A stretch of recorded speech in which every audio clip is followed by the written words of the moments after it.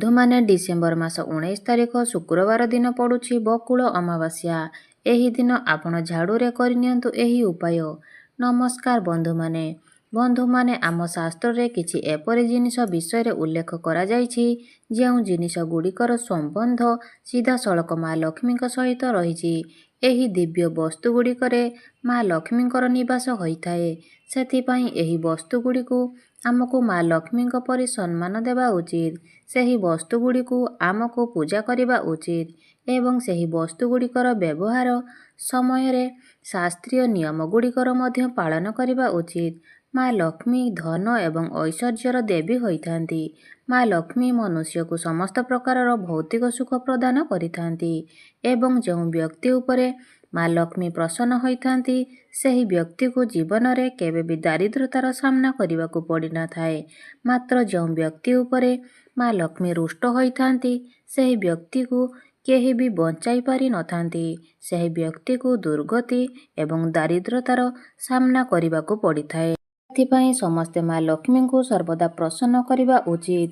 ମା ଲକ୍ଷ୍ମୀ ସହିତ ସମ୍ବନ୍ଧିତ ବସ୍ତୁ ଗୁଡ଼ିକୁ ଆମ ଘରେ ରଖିବା ଉଚିତ ଏବଂ ସେହି ବସ୍ତୁ ଗୁଡ଼ିକୁ ଯଥାବିଧି ସମ୍ମାନ ଦେଇ ପୂଜାର୍ଚ୍ଚନା ମଧ୍ୟ କରିବା ଉଚିତ, ଯାହା ଫଳରେ ମା ଲକ୍ଷ୍ମୀଙ୍କର ଆମ ଗୃହରେ ସ୍ଥାୟୀ ବାସ ହୋଇପାରିବ। ତେବେ ମା ଲକ୍ଷ୍ମୀଙ୍କ ସହିତ ଜଡ଼ିତ ଥିବା ବସ୍ତୁ ଗୁଡ଼ିକରେ ହେଉଛି ଝାଡ଼ୁ, ତୁଳସୀ ଗଛ, ମଙ୍ଗଳସୂତ୍ର, ପଦ୍ମଫୁଲ, ଶଙ୍ଖ, ଶ୍ରୀଯନ୍ତ୍ର ଏହିଭଳି ଅନେକ ବସ୍ତୁ ରହିଛି ଯାହାର ବର୍ଣ୍ଣନା ଆମର ବେଦଶାସ୍ତ୍ର ଏବଂ ପୁରାଣରେ ଉଲ୍ଲେଖ ରହିଛି। ଏହି ସାଧାରଣ ଲାଗୁଥିବା ଜିନିଷ ଗୁଡ଼ିକ ମା ଲକ୍ଷ୍ମୀଙ୍କର ଅତ୍ୟନ୍ତ ପ୍ରିୟ ହୋଇଥାଏ ଏବଂ ଯେଉଁ ସ୍ଥାନରେ ଏହି ଜିନିଷ ଗୁଡ଼ିକ ରହିଥାଏ ସେହି ସ୍ଥାନରେ ମା ଲକ୍ଷ୍ମୀଙ୍କର ମଧ୍ୟ ନିବାସ ହୋଇଥାଏ। ତେବେ ଆଜିର ଏହି ଭିଡ଼ିଓରେ ଆମେ ଆଲୋଚନା କରିବା ମା ଲକ୍ଷ୍ମୀଙ୍କର ସବୁଠାରୁ ପ୍ରିୟ ବସ୍ତୁ ଝାଡ଼ୁ ବିଷୟରେ। ଝାଡ଼ୁଟି ଆମକୁ ଅତ୍ୟନ୍ତ ସାଧାରଣ ଲାଗୁଥାଇପାରେ, ମାତ୍ର ଝାଡ଼ୁଟି ଏକ ଅତ୍ୟନ୍ତ ଦିବ୍ୟ ବସ୍ତୁ ଅଟେ କାରଣ ଝାଡ଼ୁ ମଧ୍ୟରେ ମା ଲକ୍ଷ୍ମୀଙ୍କର ସ୍ୱତନ୍ତ୍ର ନିବାସ ହୋଇଥାଏ। ସେଥିପାଇଁ ଝାଡ଼ୁର ଆମ ଗୃହରେ ଏକ ମହତ୍ତ୍ୱପୂର୍ଣ୍ଣ ସ୍ଥାନ ହୋଇଥାଏ। ଝାଡ଼ୁ କେବଳ ଆମ ଘରର ଅଳିଆ ଆବର୍ଜନାକୁ ହିଁ ସଫା କରିନଥାଏ, ଏହା ସହିତ ଆମ ଘରର ନକାରାତ୍ମକ ଉର୍ଜା ଗୁଡ଼ିକ ମଧ୍ୟ ଆମ ଘରୁ ବାହାର କରି ଦେଇଥାଏ। ମା ଲକ୍ଷ୍ମୀଙ୍କୁ ସ୍ୱଚ୍ଛତା ପ୍ରିୟ ହୋଇଥାଏ ଏବଂ ଝାଡ଼ୁ ଦ୍ୱାରା ହିଁ ଆମେ ଆମର ଘରକୁ ସ୍ୱଚ୍ଛ କରିଥାଉ ଏବଂ ଯେଉଁ ଗୃହରେ ସ୍ୱଚ୍ଛତା ନଥାଏ ସେହି ଗୃହରେ ମା ଲକ୍ଷ୍ମୀ କେବେ ବି ବାସ କରିନଥାନ୍ତି। ତେବେ ଆସନ୍ତୁ ଜାଣିନେବା ଝାଡ଼ୁ ସହ ଜଡ଼ିତ ମହତ୍ତ୍ୱପୂର୍ଣ୍ଣ ବାସ୍ତୁ ନିୟମ ଏବଂ ଏମିତି କିଛି ମହତ୍ତ୍ୱପୂର୍ଣ୍ଣ ଉପାୟ ଯାହା ଆପଣଙ୍କର ଦାରିଦ୍ର୍ୟତାକୁ ସବୁଦିନ ପାଇଁ ଦୂର କରିଦେବ। ବନ୍ଧୁମାନେ, ଝାଡ଼ୁକୁ ଅତ୍ୟନ୍ତ ପବିତ୍ର ବସ୍ତୁ ବୋଲି ମାନାଯାଇଥାଏ। ସେଥିପାଇଁ ଆମେ ଯେତେବେଳେ ଝାଡ଼ୁର ପ୍ରୟୋଗ କରିଥାଉ ସେତେବେଳେ ଆମକୁ ଶାସ୍ତ୍ରର ନିୟମ ଗୁଡ଼ିକର ପାଳନ କରିବା ଉଚିତ, ଯାହାକି ଝାଡ଼ୁ ସହିତ ସମ୍ବନ୍ଧିତ ଅଟେ। ଝାଡ଼ୁକୁ ଘରର କେଉଁ ସ୍ଥାନରେ ରଖିବା ଉଚିତ? ଝାଡ଼ୁ ଲଗାଇବାର ସଠିକ୍ ସମୟ କେଉଁଠି? ଝାଡ଼ୁ କେଉଁ ଦିନ କିଣିବା ଉଚିତ ତଥା ପୁରୁଣା ଝାଡ଼ୁକୁ ଆପଣ କେଉଁଠାରେ ରଖିବା ଉଚିତ? ଏହିସବୁ ବିଷୟରେ ବାସ୍ତୁଶାସ୍ତ୍ରରେ ସବିଶେଷ ଉଲ୍ଲେଖ କରାଯାଇଛି। ତେବେ ଆପଣମାନେ ଯଦି ଆପଣଙ୍କ ଘରର ପୁରୁଣା ଝାଡ଼ୁକୁ ଏକ ନିଶ୍ଚିତ ସ୍ଥାନରେ ଲୁଚାଇକି ରଖନ୍ତି ତେବେ ଆପଣଙ୍କ ଘରେ କେବେ ବି ଧନର ଅଭାବ ହୋଇନଥାଏ। ପୁରୁଣା ଝାଡ଼ୁ ବି ଆପଣଙ୍କର ଅନେକ କାର୍ଯ୍ୟରେ ଆସିଥାଏ।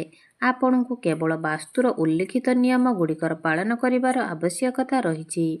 ପ୍ରଥମ କଥା ହେଉଛି ଆପଣ ଝାଡ଼ୁକୁ କେବେ ଅପମାନିତ କରିବା ଉଚିତ ନୁହେଁ କାରଣ ଝାଡ଼ୁରେ ସାକ୍ଷାତ ମା ଲକ୍ଷ୍ମୀଙ୍କର ବାସ ହୋଇଥାଏ। ତେଣୁ ଝାଡ଼ୁରେ ଆପଣ କେବେ ବି ଗୋଡ଼ ମାରିବେ ନାହିଁ। ଝାଡ଼ୁରେ କୌଣସି ବ୍ୟକ୍ତିଙ୍କୁ ବା ପଶୁପକ୍ଷୀଙ୍କୁ ପ୍ରହାର କରିବେ ନାହିଁ। ଝାଡ଼ୁକୁ କେବେ ବି ଡେଇଁକି ଯିବେ ନାହିଁ। ଯଦି ଆପଣ ଝାଡ଼ୁରେ ଆପଣଙ୍କର ଗୋଡ଼ ଅଜାଣତରେ ବାଜି ଯାଉଛି ତେବେ ତୁରନ୍ତ ଆପଣ ଝାଡ଼ୁକୁ ମୁଣ୍ଡିଆ ମାରି କ୍ଷମା ପ୍ରାର୍ଥନା କରିବା ଉଚିତ। ଏହା ବ୍ୟତୀତ ଝାଡ଼ୁରେ କେବେ ବି ଅଇଁଠା କିମ୍ବା କୌଣସି ଅପରିଷ୍କାର ଜିନିଷ ମଧ୍ୟ ଅଳାଇବା ଉଚିତ ନୁହେଁ। ଦ୍ୱିତୀୟରେ, ଆପଣ ସର୍ବଦା ନିଜର ଝାଡ଼ୁକୁ କୌଣସି ଏକ ସ୍ଥାନରେ ଲୁଚାଇ ରଖିବା ଉଚିତ, ଯେମିତି ସେହି ଝାଡ଼ୁ ଉପରେ କୌଣସି ବାହାର ଲୋକଙ୍କର ନଜର ପଡ଼ିବ ନାହିଁ କାରଣ ଘରର ଝାଡ଼ୁ ଲକ୍ଷ୍ମୀ ହୋଇଥାଏ। ଯେମିତି ଆପଣଙ୍କର ନିଜର ଟଙ୍କା ପଇସାକୁ ସର୍ବଦା ଲୁଚାଇକି ରଖିଥାନ୍ତି, ବାହାର ଲୋକଙ୍କର ଦୃଷ୍ଟିରେ ଆଢ଼ୁଆଳରେ ରଖିଥାନ୍ତି, ସେହିପରି ଝାଡ଼ୁକୁ ମଧ୍ୟ ଆପଣ ଏପରି ଏକ ସ୍ଥାନରେ ରଖିବା ଉଚିତ ଯେପରି ବାହାର ଲୋକଙ୍କର ଦୃଷ୍ଟି ଆପଣଙ୍କ ଘରର ଝାଡ଼ୁ ଉପରେ ନ ପଡ଼ୁଥିବ। ବାସ୍ତୁଶାସ୍ତ୍ରରେ ଉଲ୍ଲେଖ ରହିଛି ଯେ ଆପଣଙ୍କ ଘରର ଝାଡ଼ୁ ଉପରେ ଯଦି ବାହାର ଲୋକମାନଙ୍କର ଦୃଷ୍ଟି ପଡ଼େ ତେବେ ଏହାଦ୍ୱାରା ଆପଣଙ୍କର ଧନ ଅଧିକା ଖର୍ଚ୍ଚ ହୋଇଥାଏ ଏବଂ ଅଯଥା ଖର୍ଚ୍ଚ ମଧ୍ୟ ହୋଇଥାଏ। ସେଥିପାଇଁ ଆପଣ ସର୍ବଦା ଝାଡ଼ୁର ବ୍ୟବହାର କରିସାରିବା ପରେ ଝାଡ଼ୁକୁ ଏପରି ସ୍ଥାନରେ ରଖନ୍ତୁ ଯେଉଁଠାରେ ବାହାର ବ୍ୟକ୍ତିଙ୍କର ନଜର ପଡ଼ିନଥିବ। ତୃତୀୟ କଥା ହେଉଛି, ଯେତେବେଳେ ଆପଣ ଝାଡ଼ୁର ବ୍ୟବହାର କରୁଛନ୍ତି, ବ୍ୟବହାର କରିବା ପୂର୍ବରୁ ଆପଣ ଝାଡ଼ୁକୁ ମୁଣ୍ଡିଆ ମାରିବା ଉଚିତ ଏବଂ ଝାଡ଼ୁଠାରୁ ଆଜ୍ଞା ନେଇ ଆପଣ ଝାଡ଼ୁର ବ୍ୟବହାର କରିବା ଉଚିତ। ଝାଡ଼ୁକୁ ଆପଣ ପ୍ରାର୍ଥନା କରନ୍ତୁ ଯେ ଝାଡ଼ୁ ଆପଣଙ୍କ ଘରର ସମସ୍ତ ଦୁର୍ଭାଗ୍ୟ ଏବଂ ନକାରାତ୍ମକ ଶକ୍ତିକୁ ଯେମିତି ଘରୁ ବାହାର କରିଦେବ। ଝାଡ଼ୁକୁ ନମସ୍କାର କରିବା ଦ୍ୱାରା ଝାଡ଼ୁରେ ନିବାସ କରୁଥିବା ମା ଲକ୍ଷ୍ମୀଙ୍କ ଠାରୁ ଆମକୁ ଆଶୀର୍ବାଦ ପ୍ରାପ୍ତ ହୋଇଥାଏ। ବନ୍ଧୁମାନେ, ଝାଡ଼ୁ ରଖିବାର ସବୁଠାରୁ ଉତ୍ତମ ଦିଗ ପଶ୍ଚିମ ଦିଗକୁ ମାନାଯାଇଥାଏ। ପଶ୍ଚିମ ଦିଗରେ ଝାଡ଼ୁ ରଖିବା ଦ୍ୱାରା ଆପଣଙ୍କୁ ଶୁଭଫଳ ପରିଣାମ ପ୍ରାପ୍ତ ହୋଇଥାଏ। ପଶ୍ଚିମ ଦିଗରେ ଝାଡ଼ୁ ରଖିବା ଦ୍ୱାରା ଆପଣଙ୍କର ଘରର ବାସ୍ତୁ ଦୋଷଗୁଡ଼ିକ କମ୍ ହୋଇଥାଏ। ଏହା ବ୍ୟତୀତ ଆପଣ ଝାଡ଼ୁକୁ କେବେ ବି ରୋଷେଇ ଘରେ ରଖନ୍ତୁ ନାହିଁ, କାରଣ ରୋଷେଇ ଘରେ ଝାଡ଼ୁ ରଖିବା ଦ୍ୱାରା ନକାରାତ୍ମକ ଶକ୍ତିର ବୃଦ୍ଧି ହୋଇଥାଏ। ଏହା ବ୍ୟତୀତ ଆପଣ ଝାଡ଼ୁକୁ କେବେ ବି ଠିଆ କରିକି ରଖିବା ଉଚିତ ନୁହେଁ। ଶାସ୍ତ୍ର ଅନୁସାରେ ଠିଆ ହୋଇଥିବା ଝାଡ଼ୁ ଏବଂ ଠିଆ ହୋଇଥିବା ମା ଲକ୍ଷ୍ମୀଙ୍କର ମୂର୍ତ୍ତି ଏହା ଆପଣଙ୍କ ଘରୁ ମା ଲକ୍ଷ୍ମୀ ଚାଲିଯିବାର ସଂକେତ ହୋଇଥାଏ। ସେଥିପାଇଁ ଝାଡ଼ୁକୁ ସର୍ବଦା ଶୁଆଇକି ରଖିବା ଉଚିତ। ବାସ୍ତୁଶାସ୍ତ୍ର ଅନୁସାରେ ଘରେ କେବେ ବି ଭାଙ୍ଗି ଯାଇଥିବା ବା ଖରାପ ହୋଇଯାଇଥିବା ଝାଡ଼ୁର ପ୍ରୟୋଗ କରିବା ଉଚିତ ନୁହେଁ। ଯାହାଦ୍ୱାରା ଆପଣଙ୍କ ଗୃହରେ ନକାରାତ୍ମକତା ବଢ଼ିଥାଏ।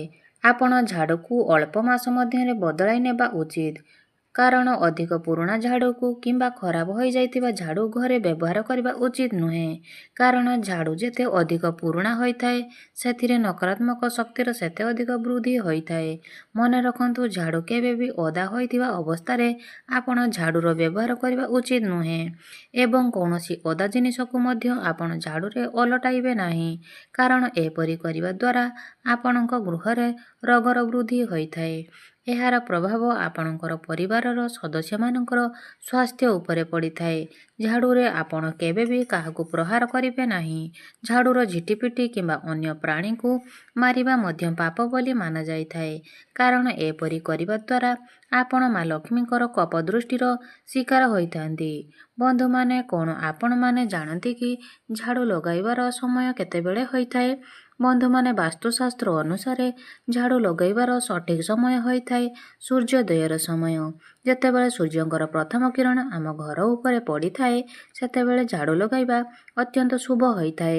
ଏହି ସମୟରେ ଝାଡ଼ୁ ଲଗାଇବା ଦ୍ୱାରା ଆମ ଘରର ସମସ୍ତ ନକାରାତ୍ମକ ଶକ୍ତି ସୂର୍ଯ୍ୟଙ୍କର ପ୍ରଥମ କିରଣ ସହିତ ନଷ୍ଟ ହୋଇଯାଇଥାଏ। ମାତ୍ର ବାସ୍ତୁଶାସ୍ତ୍ର ଅନୁସାରେ ଆପଣ କେବେ ବି ସୂର୍ଯ୍ୟାସ୍ତ ସମୟରେ କିମ୍ବା ସନ୍ଧ୍ୟା ପରେ ରାତ୍ରି ସମୟରେ ମଧ୍ୟ ଆପଣ ଘରେ ଝାଡ଼ୁ ପୋଛା ଲଗାଇବା ଉଚିତ ନୁହେଁ। ଏହାଦ୍ୱାରା ଆପଣଙ୍କ ଗୃହରେ ନକାରାତ୍ମକ ଊର୍ଜାର ବୃଦ୍ଧି ହୋଇଥାଏ। ଶୁଭ କାର୍ଯ୍ୟରେ ଅନେକ ବାଧାବିଘ୍ନ ଆସିଥାଏ ଏବଂ ମା ଲକ୍ଷ୍ମୀ ମଧ୍ୟ ଆପଣଙ୍କ ଗୃହକୁ ପରିତ୍ୟାଗ କରିଥାନ୍ତି। ଯଦି ଆପଣଙ୍କ ଘରର କୌଣସି ସଦସ୍ୟ କୌଣସି ବି ଗୁରୁତ୍ୱପୂର୍ଣ୍ଣ କାର୍ଯ୍ୟରେ ବାହାରକୁ ଯାଉଛନ୍ତି, ତେବେ ସେହି ସମୟରେ ଆପଣ ଘର କେବେ ବି ଝାଡ଼ୁ ଲଗାଇବା ଉଚିତ ନୁହେଁ। ଝାଡ଼ୁ ଏକ ଏପରି ବସ୍ତୁ ହୋଇଥାଏ ଯାହାକୁ ଆପଣ କେବେ ବି କୌଣସି ବ୍ୟକ୍ତିଙ୍କୁ ଉଦ୍ଧାରରେ କିମ୍ବା ବ୍ୟବହାର କରିବା ଉଚିତ ନୁହେଁ। ଯିଏ ଯେତେ ମାଗିଲେ ବି ଆପଣ କେବେ ବି ନିଜ ଘରର ଝାଡ଼ୁ ଅନ୍ୟକୁ ଦେବା ଉଚିତ ନୁହେଁ। ଏପରି କରିବା ଦ୍ୱାରା ଝାଡ଼ୁ ସହିତ ମା ଲକ୍ଷ୍ମୀ ମଧ୍ୟ ଆପଣଙ୍କ ଘରୁ ଚାଲି ଯାଇଥାନ୍ତି। ବନ୍ଧୁମାନେ, ମନ୍ଦିରରେ ଝାଡ଼ୁ ଦାନ କରିବା ଅତ୍ୟନ୍ତ ଶୁଭ ହୋଇଥାଏ। ମାତ୍ର କୌଣସି ବ୍ୟକ୍ତିଙ୍କୁ ଝାଡ଼ୁ ଦାନ କରିବା ଉଚିତ ନୁହେଁ। ଏହା ସହିତ ଆପଣ ଅନ୍ୟମାନଙ୍କ ଘରର ଝାଡ଼ୁ ମଧ୍ୟ କେବେ ବି ନିଜ ଘରକୁ ଆଣିବା ଉଚିତ ନୁହେଁ କିମ୍ବା ଅନ୍ୟ ଘରର ଝାଡ଼ୁ ନିଜ ଘରେ ବ୍ୟବହାର କରିବା ଉଚିତ ନୁହେଁ। ଝାଡ଼ୁ ସର୍ବଦା ନିଜ ଟଙ୍କାରେ କିଣିକି ଆଣିବା ଉଚିତ ଏବଂ ସେହି ଝାଡ଼ୁକୁ ନିଜ ଘରେ ବ୍ୟବହାର କରିବା ଉଚିତ। ତେବେ ଝାଡ଼ୁ କିଣିବାର ସବୁଠୁ ଶୁଭ ଦିନ ଶନିବାରକୁ ମାନାଯାଇଥାଏ। ଆପଣ ଶନିବାର ଦିନ ନୂଆ ଝାଡ଼ୁ କିଣିକି ଆଣନ୍ତୁ ଏବଂ ଝାଡ଼ୁରେ କୁକୁମ, ହଳଦୀ ଏବଂ ଅକ୍ଷତ ରଖି ପୂଜା କରିସାରିବା ପରେ ହିଁ ଆପଣ ଝାଡ଼ୁକୁ ସେହି ଶନିବାର ଦିନଠାରୁ ହିଁ ବ୍ୟବହାର କରିବା ଆରମ୍ଭ କରନ୍ତୁ। ଝାଡ଼ୁର ପୂଜା ନ କରି କେବେ ବି ଝାଡ଼ୁର ବ୍ୟବହାର କରିବା ଉଚିତ ନୁହେଁ। ଝାଡ଼ୁକୁ ଆପଣ ଘରର ଗୋଟିଏ କୋଣରେ ରଖି ସେଥିରେ ହଳଦୀ ଏବଂ କୁଙ୍କୁମ ଲଗାଇ ଅକ୍ଷତ ପକାଇ ତାକୁ ବିଧିବିଧାନ ସହକାରେ ପୂଜା କରିବା ଉଚିତ। ବନ୍ଧୁମାନେ ଘରର ପୁରୁଣା ଝାଡ଼ୁକୁ କେବେ ବି ଗୁରୁବାର, ଶୁକ୍ରବାର କିମ୍ବା ଏକାଦଶୀ ତିଥିରେ ଘରୁ ବାହାର କରି ଫୋପାଡ଼ିବା ଉଚିତ ନୁହେଁ। ଏହି ଦିନଗୁଡ଼ିକରେ ଘରୁ ଝାଡ଼ୁ କରିବା ଦ୍ୱାରା ମା ଲକ୍ଷ୍ମୀ ମଧ୍ୟ ଆପଣଙ୍କ ଘରୁ ଚାଲି ଯାଇଥାନ୍ତି। ବନ୍ଧୁମାନେ ଆପଣ ନିଜ ଘରର ପୁରୁଣା ଝାଡ଼ୁକୁ ଘରର ଉତ୍ତର ପୂର୍ବ କୋଣରେ ସମ୍ଭାଳିକି ରଖନ୍ତୁ ଏବଂ ମନେ ରଖନ୍ତୁ ଯେଉଁଠାରେ କାହାର ଦୃଷ୍ଟି ପଡ଼ୁନଥିବ ଏହି ଦିଗରେ ଘରର ପୁରୁଣା ଝାଡ଼ୁ ରଖିବା ଦ୍ୱାରା ଆପଣଙ୍କ ଘରର ନକାରାତ୍ମକ ଶକ୍ତିଗୁଡ଼ିକ ନଷ୍ଟ ହୋଇଯାଇଥାଏ। ମନେ ରଖିବେ ଝାଡ଼ୁକୁ କେବେ ବି ଆପଣ ପଡ଼ିବେ ନାହିଁ, କାରଣ ଝାଡ଼ୁକୁ ପଡ଼ିବା ଦ୍ୱାରା ଆପଣଙ୍କ ଜୀବନରେ ଦୁର୍ଭାଗ୍ୟ ଆସିଥାଏ। ଶାସ୍ତ୍ର ଅନୁସାରେ ଝାଡ଼ୁର ଦାନ କରିବା ଅତ୍ୟନ୍ତ ଶୁଭ ବୋଲି ମାନାଯାଇଥାଏ। ଆପଣ କୌଣସି ଶନିବାର ଦିନ କୌଣସି ମନ୍ଦିରରେ ଝାଡ଼ୁର ଗୁପ୍ତ ଦାନ କରିବା ଉଚିତ। ମନେ ରଖିବେ ଝାଡ଼ୁର ଗୁପ୍ତ ଦାନ କରିବା ଦ୍ୱାରା ହିଁ ଆପଣଙ୍କୁ ଏହାର ଶୁଭତ୍ୱ ପ୍ରାପ୍ତ ହୋଇଥାଏ। ବନ୍ଧୁମାନେ ଯଦି ଆପଣଙ୍କ ଗୃହରେ ଯଦି ଆର୍ଥିକ ସମସ୍ୟା ଲାଗି ରହୁଛି, ଧନର ଅଭାବ ଲାଗି ରହୁଛି, ତେବେ ଗୁରୁବାର ଦିନ ଆପଣ ଭଗବାନ ବିଷ୍ଣୁ ଏବଂ ମା ଲକ୍ଷ୍ମୀଙ୍କ ସହିତ ଝାଡ଼ୁର ପୂଜା ମଧ୍ୟ କରିବା ଉଚିତ। ଭୂମି ଉପରେ କିଛି ଅକ୍ଷତ ରଖି ତା ଉପରେ ଝାଡ଼ୁକୁ ରଖି ଆପଣ ଝାଡ଼ୁର ପୂଜା କରିବା ଉଚିତ ଏବଂ ସେହି ଝାଡ଼ୁରୁ ହିଁ ଆପଣ ନିଜ ଘରକୁ ସ୍ୱଚ୍ଛ କରିବା ଉଚିତ। ଏପରି କରିବା ଦ୍ୱାରା ଆପଣଙ୍କ ଗୃହର ସମସ୍ତ ନକାରାତ୍ମକ ଉର୍ଜା ଗୁଡ଼ିକ ନଷ୍ଟ ହୋଇଥାଏ ଏବଂ ଆପଣଙ୍କ ଗୃହରେ ସୁଖ ସମୃଦ୍ଧିର ବୃଦ୍ଧି ହୋଇଥାଏ। ତେବେ ବନ୍ଧୁମାନେ ଏହିଭଳି ଭାବରେ ଶାସ୍ତ୍ର ଗୁଡ଼ିକରେ ଝାଡ଼ୁ ସହ ସମ୍ବନ୍ଧିତ ଗୁରୁତ୍ୱପୂର୍ଣ୍ଣ ନିୟମ ଗୁଡ଼ିକ ବିଷୟରେ ଉଲ୍ଲେଖ ରହିଛି। ତେବେ ଆପଣମାନେ ଯଦି ଏହି ଛୋଟ ଛୋଟ କଥାକୁ ଧ୍ୟାନ ରଖନ୍ତି, ତେବେ ଏହାଦ୍ୱାରା ଆପଣଙ୍କ ଗୃହର ଅନେକ ଉନ୍ନତି ହୋଇଥାଏ ଏବଂ ଆପଣଙ୍କ ଜୀବନର ଅନେକ ଗୁଡ଼ିଏ ସମସ୍ୟା ମଧ୍ୟ ଦୂର ହୋଇଥାଏ। ତେବେ ବନ୍ଧୁମାନେ ମୋର ଏହି ଭିଡ଼ିଓଟା ଯଦି ଆପଣମାନଙ୍କୁ ଭଲ ଲାଗିଥାଏ, ତେବେ ଭିଡ଼ିଓଟିକୁ ଲାଇକ୍ କରି ଚ୍ୟାନେଲଟିକୁ ସବସ୍କ୍ରାଇବ୍ କରିଦେବେ।